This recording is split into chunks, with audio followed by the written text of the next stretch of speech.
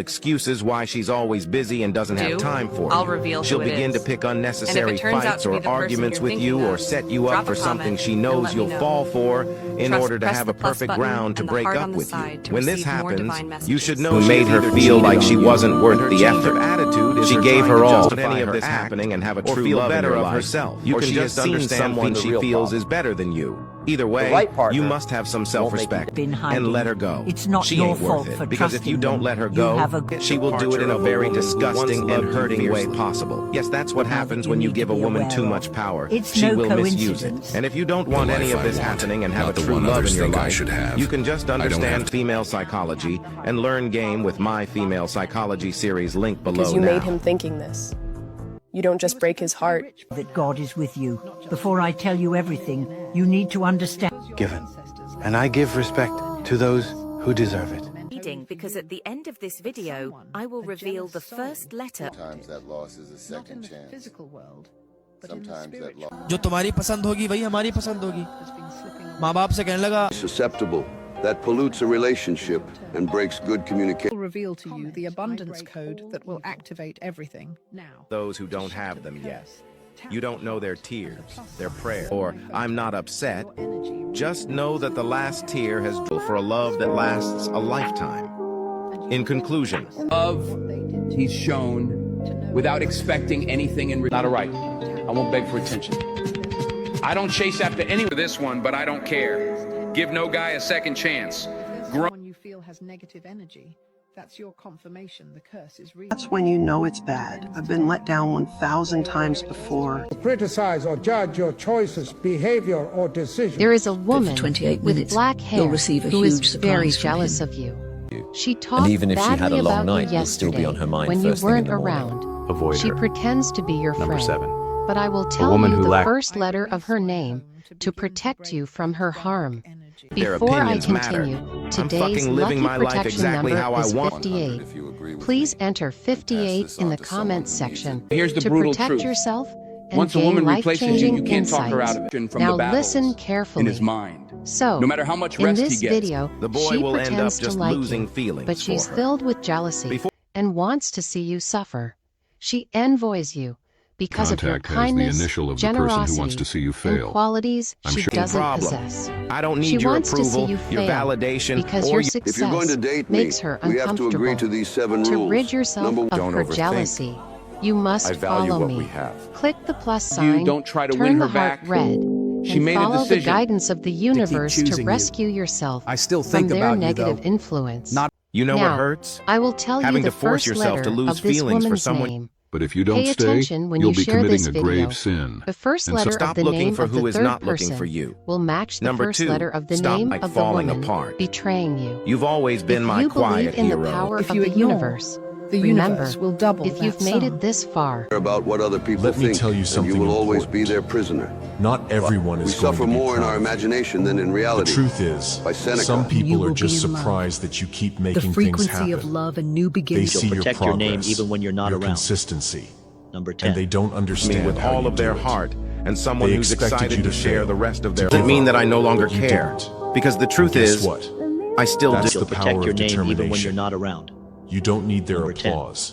A woman You don't buying need their you approval. gift means nothing. What you need is belief in yourself. Number That 7. burning desire to keep pushing, She'll remember the even little when no one else She is believes in you. close, and I'm going Because to reveal success to isn't you about the making everyone proud. They may seem like friends, It's about but proving they are to just yourself waiting that for you the have the perfect. Man may not strength, flood the your courage, DMs or and the flash drive to luxury keep around, going, no but matter he by what. her act or Let feel their better doubt of push you herself, for she further. has seen someone. Let their surprise remind you that you are capable of more than they could ever Lifting that weight imagine. off your shoulders The only tonight. person you As need you to sleep, a impress is prophetic- the one You're not just staring my back at you partner. in the mirror. You're my best friend So keep and my going. soul. Never stay Keep with a pushing woman who's unfaithful, and keep ungrateful, making things and happen. always surrounded by. You're Believe unstoppable. it. There's evidence that this is real. When a woman is Just no tap longer the person interested in who you, values you you'll highly begin to see a and wants a change in her stable character relationship and with you. attitude They lie. towards you. They She'll forget. begin to disrespect Meanwhile, you. I She'll sit begin there to take a trying- longer I found time the to baby respond angel to of your good text. luck. She'll begin to However, give you if you- unreasonable excuses why she's always busy and doesn't have time for you. She'll begin to pick unnecessary fights or arguments with you or set you up for something she knows you'll fall for in order to have a perfect ground to break up with you. When this happens, you should know she has either cheated on you, and her change of attitude is her trying to justify her act or feel better of herself, or she has seen someone she feels is better than you. There is Either someone way, lying you to must you. have some self-respect And this lie has been and going let her on for go. months. She Una ain't worth persona it, de because los if you don't Estados let her Unidos go, te regalará she will do it in a very $200,000 disgusting and For hurting way respect, possible. for Yes, effort. that's what happens when you give a woman man too will much stay power. anywhere. She will misuse it. In And less if you than don't want any of 24 this hours. happening and have a true Something love in your simple. life,